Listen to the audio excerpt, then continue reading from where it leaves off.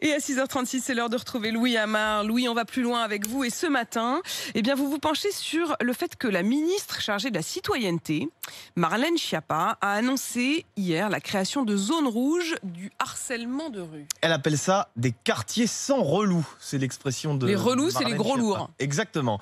L'objectif du gouvernement, établir un baromètre du harcèlement de rue et identifier des zones rouges, celles où les femmes ont le plus de risques d'être importunées par un relou. Pour y arriver, toutes les données du ministère de l'Intérieur vont être compilées puis étudiées par des policiers, des gendarmes, des statisticiens, des hauts fonctionnaires, des associations. Ce groupe sera chargé de délimiter des zones les plus dangereuses. Des policiers en civil y seront ensuite déployés. Marlène Schiappa a promis que sur les 10 000 recrutements déjà annoncés par le ministère de l'Intérieur, 2 000 seront dédiés à cette mission. Et pourtant, Louis, le gouvernement avait déjà légiféré sur le harcèlement de rue. Oui, l'annonce d'hier est donc autant une avancée qu'un aveu d'échec. En 2018, une loi défendue par Marlène Schiappa, justement, a inscrit dans notre droit un nouveau délit, l'outrage sexiste, puni d'une amende de 750 €.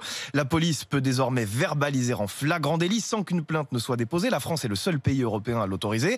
Problème, le compte n'y est pas. 3000 contraventions en 3 ans, alors que selon un sondage paru l'été dernier, 81% des femmes ont déjà subi des propos ou des actes sexistes dans l'espace public. Cela fait environ 28 millions de victimes potentielles pour 3000 amendes. Est-ce qu'il y a des moyens de se protéger contre le harcèlement de rue sans forcément compter sur la police? Oui, et dans ces cas-là, la technologie est plus inventive, plus efficace que notre administration. Plusieurs applications ont vu le jour ces derniers mois, je vais vous en citer 2. La première, Garde ton corps. Elle rassemble un réseau de bars et de restaurants qui sont prêts à accueillir des femmes victimes de harcèlement. Il suffit de s'inscrire, de se géolocaliser et vous voyez immédiatement les établissements partenaires à proximité. Et puis il y a également Street Alert qui vous permet d'appeler à l'aide discrètement les autres utilisateurs de l'application. Ceux qui se trouvent près de vous recevront une notification et votre position exacte pour venir vous aider. C'est une sorte de solidarité entre citoyens, quoi. Exactement. Finalement. Vous appelez ceux qui sont pas trop loin de vous à la rescousse.